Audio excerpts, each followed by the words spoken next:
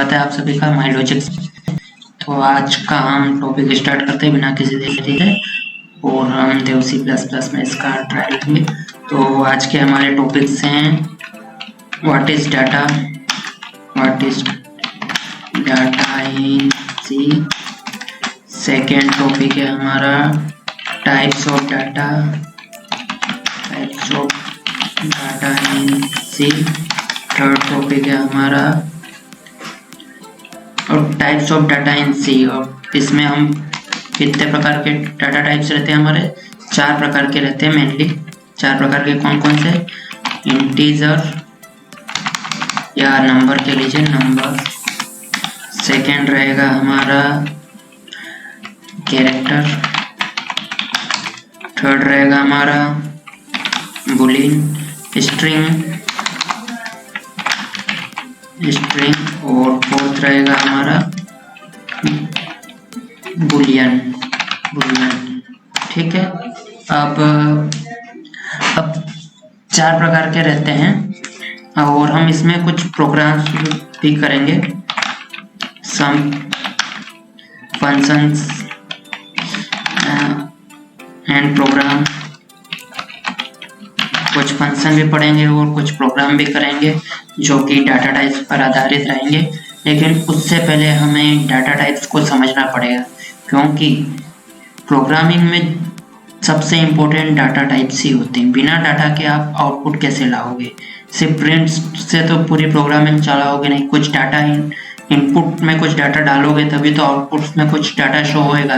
तो डाटा क्या है, क्या इनपुट करना है, क्या आउटपुट आएगा, तो हम उसी पे पढ़ेंगे आज। तो व्हाट इज डाटा? सबके मन में अब यही इच्छा होगी, अब डाटा क्या है। तो डाटा जो है वो एक रो है या कुछ भी उसमें डाटा होना। जैसे कि हम सभी को पता है कि डस्टबिन में रॉ मटेरियल ही होता है। मेनली डस्टबिन जो देखा है हमने, उसमें डस्टबिन में रॉ मटेरियल या कचरा कूड़ा होता है। उसी प्रकार प्रोग्रामिंग में जो डाटा होता है उसमें रो होता है, मतलब जो जैसे डस्टबिन में कुछ ना कुछ रॉ मटेरियल होता है, उसी प्रकार डाटा में भी कुछ रॉ मटेरियल होता है। प्रोग्रामिंग में डाटा बहुत इंपॉर्टेंट है। बिना डाटा के आउटपुट नहीं मिलेगा, मतलब बिना अब कुछ डाटा डालोगे ही नहीं तो आउटपुट में क्या ही मिलेगा आपको, हमें। तो हम जो भी text, number, character, symbol, graphics, audio, video को डिजिटल वर्ड में देखते हैं, मतलब जो भी हम ऑनलाइन डिजिटल पे देख रहे हैं, जैसे मैंने अभी ये स्ट्रिंग लिखा, नंबर लिखा, ये क्या है? ये सब डाटा है, ये कुछ ना कुछ डाटा है ना। तो अब टाइप्स ऑफ डाटा कितने होते हैं? ये सब क्या है? डाटा है। जैसे कि नंबर हो गया, कैरेक्टर हो गया, वीडियो हो गई, ये सब क्या है? डाटा है। अब टाइप्स ऑफ डाटा तो पढ़ लिया हमने। रो मटेरियल है ना, कुछ ना कुछ डाटा होना, या कुछ ना कुछ डाटा होना। ये मैं व्हाट्सएप लैंग्वेज में लिख रहा हूँ, होना डाटा। जिस प्रकार डस्टबिन, जैसे कि पढ़ेंगे, जिस प्रकार डस्टबिन में जो रॉ मटेरियल होता है, मतलब हर प्रकार का डस्टबिन में हर प्रकार का होता है, जैसे कि हर प्रकार का मटेरियल मिल जाएगा। तो लेकिन हम सभी प्रकार का रॉ मटेरियल एक डस्टबिन में नहीं डालते। जैसे कि गीला कचरा, सूखा कचरा या प्लास्टिक, सभी एक डस्टबिन में नहीं डालते। आजकल हम सभी अलग अलग डस्टबिन में डालते हैं, जैसे गीला कचरा अलग, सूखा अलग, प्लास्टिक अलग, है ना। तो उसी प्रकार प्रोग्रामिंग में जो सारा प्रकार का जो डाटा है वो किसी एक डाटा टाइप में उसको स्टोर नहीं करते, है ना। जैसे कि हम डस्टबिन में गीले कचरे के डब्बे में सारा सूखा होगा या प्लास्टिक उसी में नहीं डालते। उसी प्रकार प्रोग्रामिंग में भी सभी प्रकार का डाटा एक ही डाटा टाइप में नहीं स्टोर करते, उसमें भी अलग अलग डाटा टाइप को अलग अलग टाइप में स्टोर करते हैं। जैसे कि नंबर को नंबर वाले डाटा टाइप में स्टोर करेंगे, कैरेक्टर को कैरेक्टर वाले डाटा टाइप में स्टोर करेंगे, स्ट्रिंग को स्ट्रिंग के डाटा टाइप में स्टोर करेंगे, है ना। फ्लोट को फ्लोट क्या होता है मैं बताता हूँ आपको। टाइप्स ऑफ डाटा, ये तो हो गया। अब हम आज मेनली पढ़ेंगे इनमें से, इतने सारे नहीं पढ़ेंगे क्योंकि बहुत लंबी वीडियो हो जाएगी और आपको भी सारी चीज़ें क्लियर नहीं होगी। तो आज हम पहला टॉपिक लें टाइप्स ऑफ डाटा में से नंबर। धीरे धीरे हम सारी चीज़ें कवर करेंगे, ऐसा नहीं है कि नहीं करेंगे। तो नंबर क्या होता है, हम सबको पता है नंबर कोई एक डिजिट होती है, जैसे 1 2 3 10 15 10 लाख 20 करोड़ 1000 करोड़, ये सब क्या है, एक नंबर है ना, डिजिट है। और ये नंबर दो प्रकार के होते हैं, सबको पता है नंबर दो प्रकार के होते हैं। अब टाइप्स ऑफ नंबर यहाँ पे आ जाएगा अपना टाइप्स ऑफ, अब इसमें क्या आ जाएगा, टाइप्स ऑफ नंबर दो प्रकार के होते हैं। पहला होता है इंटीजर एंड सेकेंड होता है अपना, क्या होता है, सेकेंड होएगा अपना एक्सपोनेंट है ना। अब इंटीजर क्या होता है, 1 10 20 लाख करोड़ 10 करोड़, ये इंटीजर। अब एक्सपोनेंट क्या होता है, एक्सपोनेंट वो होता है जिसे हम डेसिमल वैल्यू कहते हैं, जैसे 1.20 है ना, 10.5 45.7, जो डेसिमल वैल्यू होती है उसको हम एक्सपोनेंट वैल्यू कहते हैं। और इसको हम दशमलव संख्या को बोलते हैं, हिंदी में दशमलव संख्या, डेसिमल नंबर है ना। तो दोस्तों ये मत समझना कि थ्योरी ही बता रहा हूँ सीट में, देखो सबके पीछे कोई ना कोई रीजन होता है। अगर मैं इतनी थ्योरी बता रहा हूँ तो रीजन तो होगा ही सही, है ना। प्रोग्रामिंग में जो भी करोगे तुम, है ना, डाटा वो डाटा सही होगा, इसको समझना बहुत इम्पोर्टेंट है। क्योंकि प्रोग्रामिंग में जिसको डाटा दौड़ाना है, मतलब जैसे कि डाटा इधर से उधर दौड़ाना, ये डाटा ऐसे वैसे इसको ऐसे करना, मतलब कैसे जैसे तैसे आउटपुट लाना। छोटे मोटे प्रोग्राम तो ठीक है, लेकिन जब बड़े बड़े प्रोग्राम करोगे तो उनमें जो आउटपुट लाना, तो उनमें तुमको वेरिएबल दौड़ाने पड़ेंगे, मतलब डाटा इधर से उधर दौड़ाना पड़ेगा। तो वो इधर से उधर दौड़ाने के लिए तुमको समझना पड़ेगा एक्चुअल में डाटा होता क्या है, एक्चुअल में डाटा आ कहाँ से रहा, डाटा स्टोर कहाँ हो रहा है, इसको कहाँ यूज करूंगा तो मेरा सही रिजल्ट आएगा, है ना। तो वो चीजें थोड़ा गौर करना, ऐसा नहीं कि यार मैं थ्योरी बता रहा हूँ, थ्योरी 2 3 4 वीडियो में आएगी मेनली, पर बाद में आपको प्रोग्रामिंग करना है, प्रोग्रामिंग करेंगे अपन, या पूरी अपने सेशन में सिर्फ थ्योरी थोड़ी पढ़ाऊंगा, पर स्टार्टिंग में थोड़ी बहुत थ्योरी आनी चाहिए, सीखनी पड़ेगी तुमको कि आखिर चीजें क्या हो रही हैं। तो बहुत सारे इंस्टीट्यूट में आप जाओगे, वहाँ पे बस आपको बता देंगे ये वेरिएबल है, इसमें डाटा स्टोर होता है, प्लस माइनस करके बता देंगे। अब आपको पता ही नहीं है वेरिएबल्स क्या है, आपको पता ही नहीं डाटा टाइप्स क्या है। बहुत सारे देखे मैंने, मेरी कंपनी में बहुत सारे लोग थे, उनको ही नहीं पता डाटा टाइप्स कितने प्रकार के होते हैं, क्या होते हैं, है ना। तो वो चीज़ें समझना पड़ेगी आपको। अब टाइप्स ऑफ इंटीजर तो आपको पता चल गया, 2 प्रकार के होते हैं इंटीजर। अब इंटीजर में भी कुछ प्रकार होते हैं, कितने प्रकार होते हैं इंटीजर में, इंटीजर भी 2 प्रकार के होते हैं।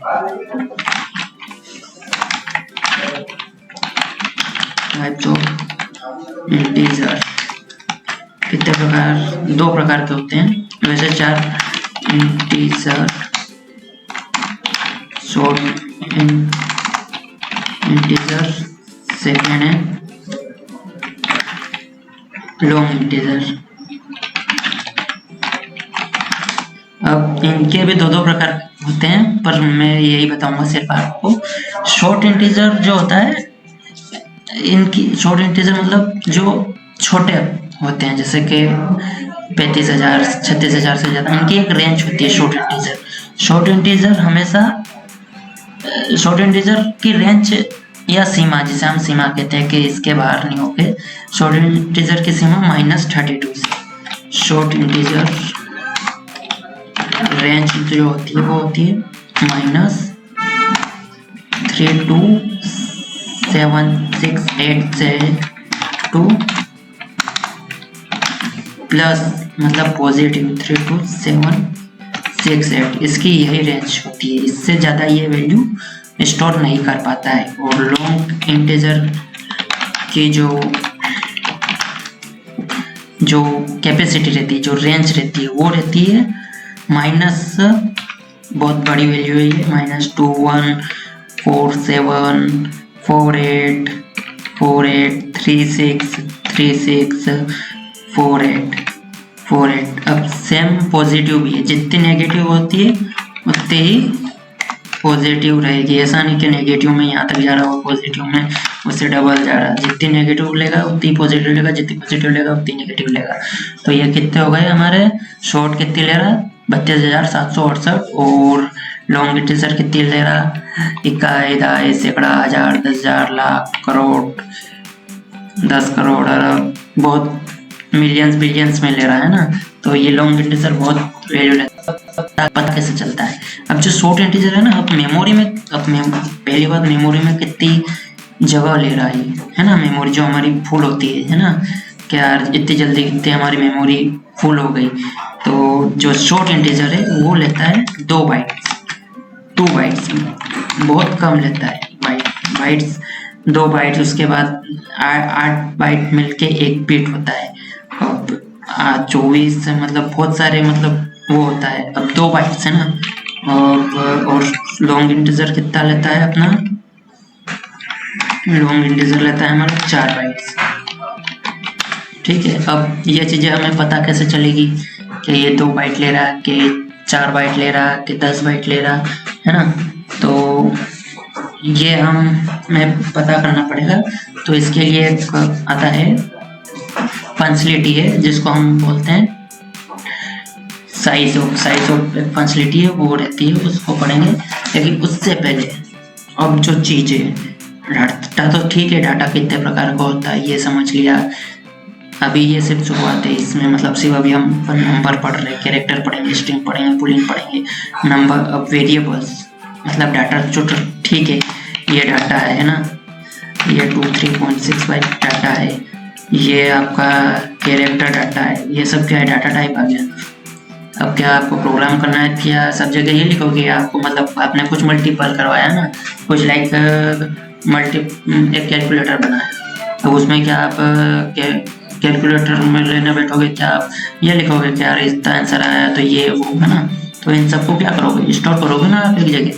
स्टोर कैसे करोगे, जैसे कि अब सभी ने मैथ्स में ये चीज़ तो की होगी कि माना कि x की वैल्यू 5, मतलब x = 5, जैसे कि है ना, लेट x = 5। ऐसे ही प्रोग्रामिंग में भी वेरिएबल्स जो होते हैं ऐसे ही डिफाइन होते हैं। जैसे ऐसा नहीं सिर्फ एक से वेरिएबल, ए से जेड तक के तुम के बीच में तुम कितने भी वेरिएबल्स बना सकते हो ना। तो अब x से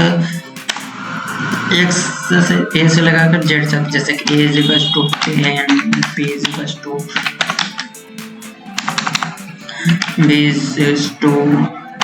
50, ऐसा कितने भी किसी में भी स्टोर करवा सकते हो है ना। तो ये होते हैं हमारे वेरिएबल्स। क्या होते हैं, variables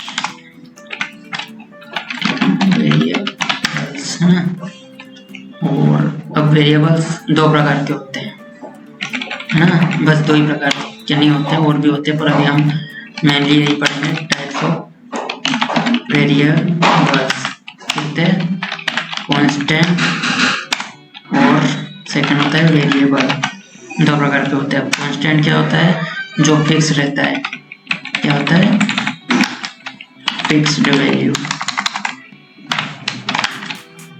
constant has fixed value,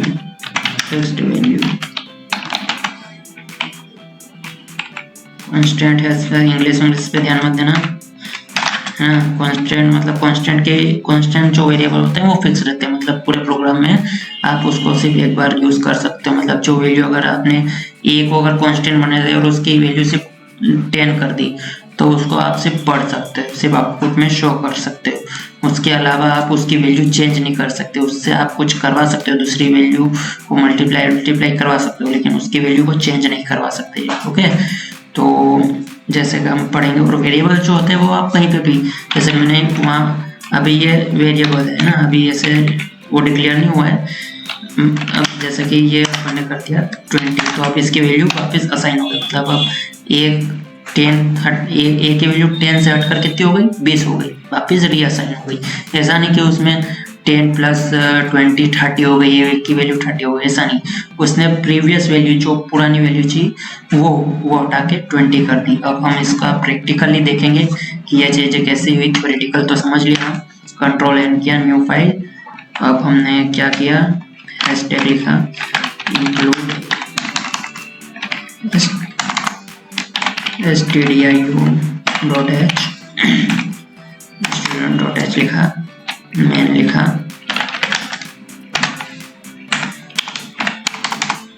man लिखा, है ना, सेव किया। क्या किया, हमारा टॉपिक टू सेकेंड टॉपिक, है ना। सेकेंड टॉपिक क्या हमारा, अब हमें पहले क्या देखना है, हमने क्या क्या पढ़ा, शॉर्ट रेंज, शॉर्ट और लॉन्ग इंटीजर की रेंज देखना, आप कैसे देखेंगे, है ना। तो जैसे मान लिया अपन ने ये इंटीजर बनाया, पर आपको इंटीजर, अभी हम इंटीजर के बारे में पढ़ रहे हैं, तो अगर इंटीजर का वेरिएबल डिफाइन करना है तो आपको इंट लिखना पड़ेगा और एक्स ए जिस भी नाम का वेरिएबल बनाना चाहते हो, है ना, a इक्वल्स टू 10। इंटीजर मतलब जो वेरिएबल बनते हैं उनकी भी कुछ कंडीशंस होती है, वो मैं बताऊंगा आने वाली वीडियो में। और अभी क्योंकि बहुत लंबी वीडियो हो जाएगी इसलिए आपको थोड़ा कम बताना चाहता हूँ, आगे वीडियो में मैं बताऊंगा। अभी a इक्वल्स टू 10 किया, है ना। अब आपको देखना है कि इसने कितनी बाइट रिजर्व की, तो आप क्या करोगे, प्रिंट एफ कितनी बाइट मतलब कितनी जगह स्टोर कर रहा है ना। तो अब क्या किया अपन ने, %d प्रिंट है %d साइज ऑफ, ये एक ऑपरेटर है जो कि हमें आउटपुट देता है, मतलब क्या आउटपुट देता है कि एक्चुअल में जो तुमने जो इसके अंदर, जैसा कि मैं अभी ए लिख लूंगा, तो इस ए वेरिएबल ने कितनी जगह स्टोर कर रखी है मेरे मेमोरी में, कितनी जगह ले रखी है, तो इसने 4 बाइट्स ले रखी है, कितनी 4 बाइट्स ले रखी है। लेकिन आप बोलोगे कि आपने बोला था कि जो साइन जो 32,768 से लेकर -32,768 की वैल्यू रहती है वो सिर्फ 2 बाइट्स लेती है, इसने 4 बाइट्स क्यों रिजल्ट की। तो उसके लिए हमें यहाँ पे इसको बताना पड़ेगा कि जो ये हमारा जो है वो शॉर्ट इंटीजर है, तो हमको यहाँ पर क्या लिखना पड़ेगा, शॉर्ट और 64 बीट, अभी हमारा 64 बीट पे चल रहा था, ये प्री डिफाइन वही रहता है, तो हमको यहाँ पे 32 बीट पे करना पड़ेगा, क्योंकि अभी सारी चीज़ें अपडेट हो गई तो ये इतना यूज़ नहीं हो रहा। लेकिन हमको चीज़ें सारी पढ़नी चाहिए, क्योंकि चीज़ें सारी क्लियर होनी चाहिए, क्या चीज़ें क्या है, तो अब करेंगे। तो अभी ये कितनी बाइट रिजर्व कर रहा है, 2 बाइट रिजर्व कर रहा है, देखा पहले 4 आ रहा था, अभी 2 आ रहा है, तो ये है। और अब अगर मैं इसकी वैल्यू ज़्यादा लिख दूंगा, मतलब इसकी कितनी है 32,700, ये है, ये लिखा, ये इसकी वैल्यू है लास्ट, है ना, और इसने अभी बाइट्स बता दिया। अब इसको अपन प्रिंट करवाते हैं, प्रिंट एफ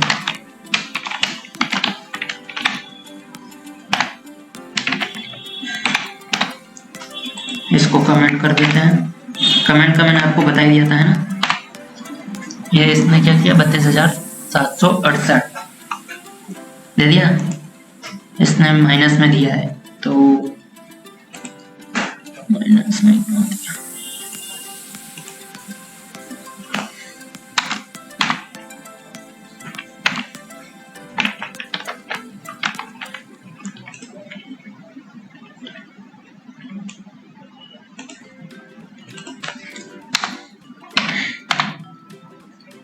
हाँ 32,767 इसकी वैल्यू है, 32,767 से तो माइनस 32,768 है ना। तो अगर अब मैं इसको माइनस में करूँगा, अब इसको मैंने बढ़ाया 32,700 से मैंने 32,800 कर दिया, है ना। अब इसको मैं रन करूँगा तो ये वैल्यू नहीं लेगा, क्या माइनस में बता दिया 32,667 मतलब ये गलत वैल्यू प्रिंट कर रहा है, क्योंकि अपन ने ज़्यादा लिख दिया था। मैंने जैसे पहले ही लिख दिया था, यहाँ पे 767 की जगह 768 लिख दिया था, तो ये कितनी बताया, ये माइनस में चला गया था, है ना। और अगर मैं माइनस में लिख दिया था कि माइनस में चला गया और मैं माइनस में लिख दी, अब माइनस में लिख दी, है ना। अब माइनस में तो ये 32,768 ले रहा है, लेकिन अगर मैंने यहाँ पे 9 कर दिया तो ये क्या प्लस में आ गया, इसने मतलब सब उल्टा कर दिया, मतलब ये कंफ्यूज हो गया। और ये नीचे वार्निंग देख रहे हैं आप, ये क्या लिख रहा, ओवरफ्लो इन इम्प्लिक्ट कांस्टेंट कन्वर्जेशन, मतलब वो कन्वर्सेशन नहीं कर पा रहा है, क्योंकि आपने शॉर्ट इंटीजर लिख रखा है और उसकी साइज से ज्यादा बड़ी वैल्यू दे दी उसको, है ना। अब जो लॉन्ग इंटीजर है वो देखते हैं कि लॉन्ग इंटीजर कितनी रिजल्ट करता है। ऐसा ही लॉन्ग है, अब लॉन्ग की वैल्यू कितनी बड़ी है, अब ये अगर इसमें लिख दोगे आप तो ये तो पागल हो जाएगा। ये 0 दे दिया इसने, क्यों, कितनी बड़ी है, कर ही नहीं सकता, स्टोर कर ही नहीं सकता, ये वार्निंग ही वार्निंग दे दी। The decimal constant unsigned only in CU warning overflow, मतलब वार्निंग दे दी इसने, है ना, कि ऐसा नहीं हो सकता। लेकिन अगर आप यहाँ पे ये लिख दो लॉन्ग इंटीजर, तो लॉन्ग इंटीजर तो ये ले लेगा, ये ले लिया 48 से 47 तक लेता है प्लस में, ये 47 माइनस में 48 तक लेता है, ये ज़्यादा लेता है माइनस में, है ना। तो ये हो गया। अब अगर मैं इसको माइनस में लूँ, माइनस में अगर मैं इसकी वैल्यू 1 बढ़ा दूँ तो ये बढ़ा दी, तो ये पूरा रापोर्टोरिया कर दिया इसने, मतलब वो कंफ्यूज हो गया। ये नीचे इसने ये भी दे दी, वार्निंग भी दे दी, ओवरफ्लो इन इम्प्लीमेंट कांस्टेंट, है ना। तो ये चीज़ें नहीं होगी, या ऐसा नहीं कर सकते तुम, ठीक है। और अब अगर हम 64 बिट पे भी ले और इसको रन करके देखें तो भी ये नहीं चलेगा, क्यों, क्योंकि उसकी कैपेसिटी से, उसकी रेंज से ज़्यादा आपने वैल्यू दे दी। चलो ठीक है, ऐसा ही माइनस में भी होगा, ऐसा माइनस में भी होगा कि अगर माइनस में भी अगर आपने नेगेटिव वैल्यू भी अगर उसकी रेंज से ज़्यादा कर दी तो वो स्टोर नहीं कर पाएगा। एक कैपेसिटी होती है, जैसे मतलब एक डस्टबिन की एक कैपेसिटी होती है कि आप उस डस्टबिन में इतना ही कूड़ा डालोगे, अगर उससे ज़्यादा डालोगे तो वो बाहर निकलेगा। तो सेम है, सेम चीज़ है क्या। अब हमने थर्ड चीज़ क्या पढ़ी थी हमने, वेरिएबल्स, है ना। अब वेरिएबल 2 प्रकार के होते हैं, कौन कौन से, कांस्टेंट और वेरिएबल। यहाँ पे मैं कर देता हूँ change in program anywhere changeable and anywhere changeable, मतलब कहीं भी चेंज कर सकते हो आप, है ना। जैसे कि ये हो गया, अब इसको मैं कमेंट आउट कर देता हूँ। ये अगर आपको लिखना हो तो लिख लेना, मैं चीज़ें कमेंट कर रहा हूँ इसीलिए। अब हम पढ़ेंगे कांस्टेंट वेरिएबल। अब वेरिएबल्स पढ़ते हैं हम कांस्टेंट वाले। ये मैंने int लिखा, इंटीजर लिखा। अब अगर मैंने x = 10 किया, राइट, और प्रिंट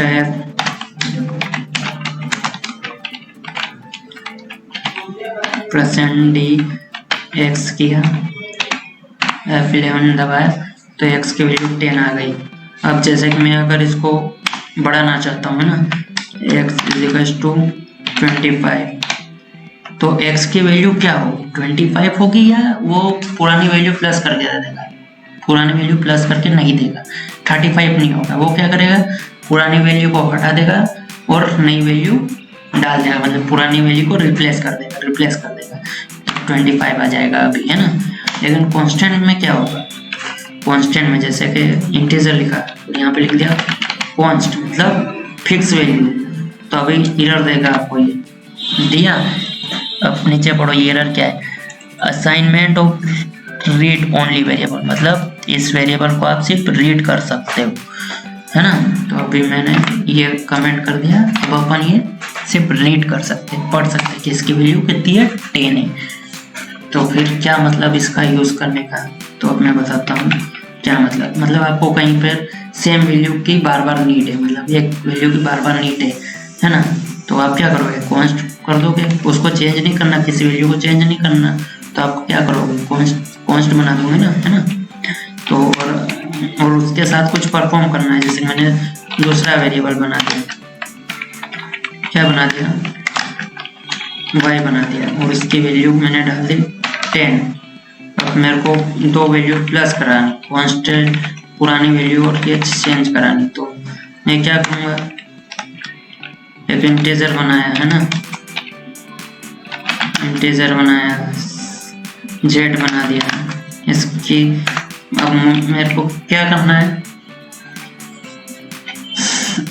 अर्थमेटिकल ऑपरेटर तो पढ़े ही होंगे आप, मैं बता देता हूँ। अर्थ ऑपरेटर्स होते हैं कुछ प्रकार के, जैसे कि ये जो ऑपरेटर है ये इक्वल्स टू, ये भी एक प्रकार क्या है, ऑपरेटर है। ये क्या कर रहा, असाइन कर रहा, वैल्यू असाइन कर रहा है ना, y में वैल्यू असाइन कर रहा, वैल्यू डाल रहा है कि y की वैल्यू कितनी हो रही है ना, ऐसे ही ये असाइन है। अब असाइन है तो अब अर्थमेटिकल ऑपरेटर्स होते हैं अपने कुछ प्रकार के, तो पहले मैं वो बता देता हूँ, वो अपने टॉपिक में नहीं थे, लेकिन अभी आगे बढ़ ही रहे हैं तो बता ही देता हूँ, क्योंकि उसके बिना करूँगा तो आपको शायद समझ में आई और नहीं भी आए, क्योंकि किया हुआ है, लेकिन वो चीज़ें एक्चुअलिटी में होती क्या है वो बता देता हूँ। तो अर्थ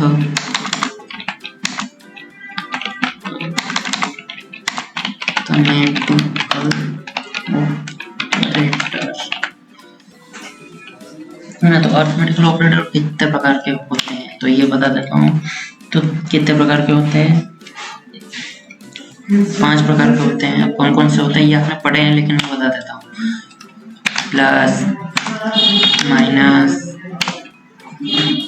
और इंटू। ये इंटू का साइन ये वाला लगता है इसमें, है ना, वो वाला नहीं लगता है कि x कि ये इंटू नहीं होता है, ये वाला होता है ना। और डिवाइड और मॉड्यूलस, जो ये परसेंट है इसको मॉड्यूलस बोलते हैं। इसका मैं बाद में बताऊंगा कि क्या चीज होती है, लेकिन इसको मॉड्यूल बोलते हैं, ठीक है। और plus, minus, into, divide, module, हाँ यही होते हैं, है ना, ठीक है। अब हम इसके साथ कुछ परफॉर्म करेंगे। तो ये हमने क्या किया, कमेंट किया। अब हम जानेंगे क्या कि अगर हमको कांस्टेंट वैल्यू क्यों यूज की हमने, है ना, क्यों कहाँ यूज आती है। तो अब जैसे कि मेरे को z की वैल्यू को कितना करना है, मेरे को z बराबर कितना करना है 110, लेकिन y जो है वो चेंजेबल होता रहे, तो x प्लस y, तो अभी z की वैल्यू कितनी हो जानी चाहिए, z यहाँ पे प्रिंट करते हैं तो कितनी हो जानी चाहिए, z इज इक्वल टू यहाँ पे क्या है 0 है। अब z में अपन ने क्या असाइन कर दिया, उसमें क्या वैल्यू डाल दी x प्लस वाई, मतलब 10 प्लस 10 कितना होता है 20 होता है। तो अपन इसको रन करेंगे, कितना आना चाहिए, गैस करो कितना आना चाहिए, रन नहीं हुआ है, 20 आ गया, है ना। तो अगर हम अब ऐसे 20 आ रहा है, लेकिन हमको थोड़ा व्यवस्थित प्रॉपर क्लियर में चाहिए, तो क्या करें, sum of x and y is, ऐसे भी कर सकते हैं ना, प्रिंट ऐप में क्या है, प्रिंट करवा सकते हैं हम, आउटपुट कैसे भी ला सकते हैं। तो ये क्या आ गया, sum of x and y is z। तो x में हम डबल असाइन नहीं कर सकते, लेकिन उसके साथ कुछ ऑपरेट कर सकते हैं ना। और उसी प्रकार जैसे कि अब मेरे को, अब मैं जैसे कि अब यहाँ पे मैं अब मैं यहाँ क्या कर रहा हूँ, अब मैंने यहाँ y इस इक्वल टू कितना कर दिया 20 कर दिया, है ना। अब मेरे को क्या चाहिए, अब मेरे को अब मैंने यहाँ पे एक और वेरिएबल बना लिया, integer a is equal to 0। अब मेरे को क्या चाहिए, इसमें मेरे को क्या चाहिए कि अब x की वैल्यू 20 है ना, तो अब मेरे को a इज इक्वल टू क्या हो जाए, मेरे को x और y वापस प्रिंट करवाना है ना। तो मैंने x किया प्लस y, तो अभी कितना आंसर आएगा, 20 आएगा कि कितना आएगा, लगाओ मैं। थ्योरेटिकल अगर आपको यह सोच रहे थे कि थ्योरी क्यों पढ़े, तो हम प्रोग्राम कर रहे हैं, तो लगाओ अनुमान कितना आएगा। x प्लस वाई, क्या x प्लस वाई करेंगे तो कितना आएगा? उतना आएगा जितना z की वैल्यू या कुछ अलग आएगी। a equals to x plus y, तो x हमारा कितना है 10 है, y हमारा ऊपर कितना है 10 है, लेकिन हमने नीचे क्या करवा दिया, नीचे वापिस z की वैल्यू प्लस करवाने के बाद हमने उसको y में क्या डाल दिया, मतलब एक a में x और y को प्लस करने के पहले हमने y की वैल्यू वापस क्या कर दी, चेंज कर दी, तो 20 होगा, 20 और 10 कितना होगा, 30 होगा। तो अभी हम यहाँ पर एक और प्रिंट लगाएंगे, प्रिंट f, यहाँ क्या करेंगे, sum of x and y after y change, तो y change, तो परसेंट डी, अब यहाँ हम क्या करेंगे a, अब ये एक ही लाइन में आएगा, तो मैंने क्या बताया था आपको, यहाँ पे क्या लगा देंगे हम, x प्लस n लगा देंगे, जिससे वो न्यू लाइन में आंसर आएगा।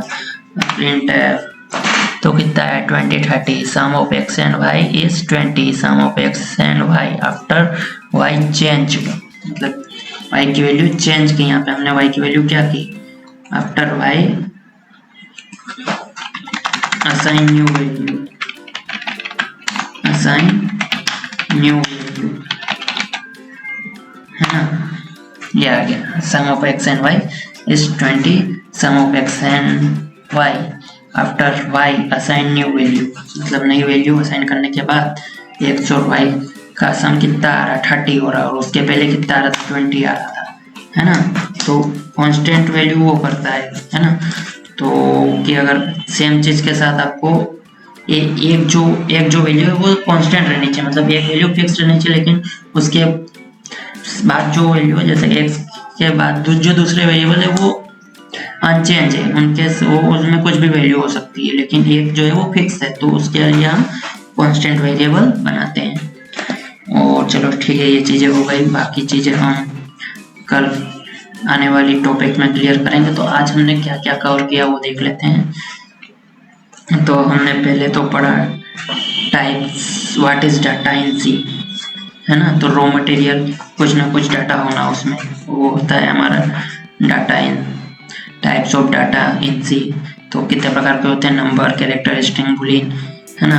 तो ये हो गए। तो एक उसमें से हमने क्या पढ़ा, सिर्फ नंबर पढ़ा, अभी नंबर पढ़ा है, कैरेक्टर पढ़ना है, स्ट्रिंग पढ़ना है, बूलियन पढ़ना है, और भी प्रकार होते हैं, बहुत सारी चीज़ें पढ़ना है, लेकिन टाइम लगेगा। लेकिन अगर एक किसी प्रोग्राम में पकड़ बना ली ना, सारी में आपको इतनी प्रॉब्लम नहीं आएगी। वो बताऊंगा मैं क्यों नहीं आएगी, इसके पीछे एक रीज़न है, लेकिन अभी बता दिया तो आप क्या हो जाओगे, उत्तेजित हो जाओगे कि अपन तो बादशाह बन जाएंगे अभी। लेकिन वो चीज़ें मैं आपको बाद में बताऊंगा, ज़्यादा नहीं तो धीरे धीरे आपको समझ में आ जाएगी कि वो चीज़ें क्यों नहीं पढ़नी पड़ी, अभी क्यों सिर्फ एक ही किसी लैंग्वेज में पढ़नी थी चाहिए। तो वो चीज़ें मैं बताऊंगा सी के ख़त्म होने के 1-2 टॉपिक पहले, है ना। मतलब जैसे जैसे हमारा बेसिक ख़त्म हो जाएगा उसके बाद मैं बताऊंगा कि आप सारी लैंग्वेज कैसे सीख सकते हो आप, है ना। जैसे ये बेसिक ख़त्म हुआ आपको मैं बता दूंगा कि आपने क्या सीखा है और आप कैसे सारी लैंग्वेज सीख सकते हो, है ना। तो हमने नंबर में क्या सीखा, टाइप्स ऑफ नंबर, कितने प्रकार के, इंटीजर, एक्सपोनेंट। अभी एक्सपोनेंट भी नहीं पढ़ा हमने, सिर्फ इंटीजर पढ़ा है। अभी इंटीजर कितने प्रकार के होते हैं, 2 प्रकार के, short integer, long integer. Short integer की क्या रहती है, उसकी रेंज रहती है 32,768 से 32,764, है ना। और ये 32,400 ये इतना रहता है ना। ये एक कम, प्लस में एक कम रहता है, माइनस में एक ज़्यादा रहता है ना। और शॉर्ट इंटीजर रहता है 2 बाइट्स रिजर्व करता है, लॉन्ग इंटीजर 4 बाइट रिजर्व करता है। ये चीज़ें बहुत मायने रखती है। जब आप बड़े बड़े प्रोग्राम बनाते हो तो मेमोरी का भी तो खास ख्याल रखना पड़ता है ना, कि इतने सारे बड़े बड़े ऐप बने, है ना, 4-4 5-5 MB के ही बनते हैं, पर उसमें तो देखते हैं अंदर तो बड़ी बड़ी फाइलें रहती है, फिर भी वो कम जगह लेती है। तो जो बड़े बड़े प्रोग्रामर है वो वही सोचते हैं कि जिसको जितनी जरूरत लग रही उसको उतने ही बाइट में रिजर्व करे। जैसे कि मेरे को किसी में छोटी संख्या या छोटी वैल्यू स्टोर करानी जो कि 32,767 के नीचे है, तो उसको हम शॉर्ट इंटीजर में लेके कम बाइट रिजर्व करवा देते हैं। अगर वो ज़्यादा जगह लेके घेर गया तो वैसे ही मेमोरी फुल हो जाएगी, है ना, तो वो चीज़ें रहती है। और किसी को ज़्यादा जगह चाहिए तो हम उसको लॉन्ग में इंटीजर में करवा देंगे। वैसे तो आजकल इतना कोई ध्यान नहीं रखता है, पर बड़ी बड़ी जो कंपनियां रहती है वो एक एक छोटी छोटी चीज़ों का ध्यान रखती है, तभी तो इतनी सारी चीज़ें कम MB में कवर हो जाती है ना। अब होता है, हमने पढ़ा था वेरिएबल्स, कहाँ गया वेरिएबल्स, कांस्टेंट और वेरिएबल जो कि चेंजेबल होते हैं ना। तो कॉन्स्ट जो होता है वो सिर्फ एक बार डिफाइन हो जाता है, उसके बाद चेंज नहीं हो सकता है पूरे प्रोग्राम में। लेकिन जो मतलब जो वेरिएबल्स होता है वो हम पूरे प्रोग्राम में कहीं पर भी चेंज कर सकते हैं, ठीक है। तो ये चीज़ें थी। तो थैंक यू दोस्तों, मिलेंगे अगले टॉपिक में जल्दी। और दोस्तों सच में बड़ी मेहनत लगती है, तो लाइक सब्सक्राइब, अगर पसंद आई वीडियो तो ही, नहीं पसंद आई तो कमेंट कर दो कि ये चीज़ है, टॉपिक अच्छा नहीं लगा। क्यों नहीं पसंद आई इसका मतलब ये थोड़ी कि हम ट्राई नहीं करेंगे, ट्राई करेंगे। आपको क्या चीज़ें पसंद नहीं आई, पसंद आई उनके लिए, जिनको पसंद आई उनके लिए तो गुड, वेल डन, अच्छा लगा मेरे को, बहुत अच्छा। लेकिन नहीं पसंद आई वो भी तो कमेंट करो कि क्या चीज़ें रह रही है, आपको क्यों समझ में नहीं आ रहा है। क्योंकि देखो जो समझ गया उसके लिए तो बढ़िया है, लेकिन तुम नहीं समझे तो कहीं ना कहीं या तो मेरी गलती रही होगी या कुछ चीज़ें मेरे से छूट गई होगी, तो मैं वो कवर करने की कोशिश करूँगा ना। ऐसा थोड़ी नहीं है कि आपको समझ में नहीं आया तो मैं पढ़ाऊँ ही नहीं, है ना। तो वो चीज़ें कवर होगी, सारी चीज़ें, टॉपिक क्लियर होंगे आपके। ऐसा नहीं है कि आप नहीं कर सकते हो, सब कर सकते हैं, बस practice, do practice, everything is possible. जितना हो सके उतनी प्रैक्टिस करो। मैंने 2 साल तक प्रैक्टिस कर रखी है, तब जाके थोड़ा बहुत लगता है कि अपना लेवल है प्रोग्रामिंग का, क्या है ना। तो इतनी प्रैक्टिस करो कि कोई नींद में भी आके पूछ लेना कि भाई वेरिएबल क्या होता है, तो फट से मुंह में से निकले भैया ये होता है ना। तो ऐसा बनाओ भैया। टाइप्स, डाटा टाइप कितने प्रकार के होते हैं भैया, ये बूलियन क्या होता है भैया, फ्लोट क्या होता है भैया, इंटीजर क्या होता है भैया, कितनी बाइट रिजर्व करता है, कहाँ तक करता है, ये सारी चीजें याद रखो, इनको प्रैक्टिस में लाओ। ऐसा नहीं कि वीडियो देख लिया तो मैं प्रोग्रामर बन गया।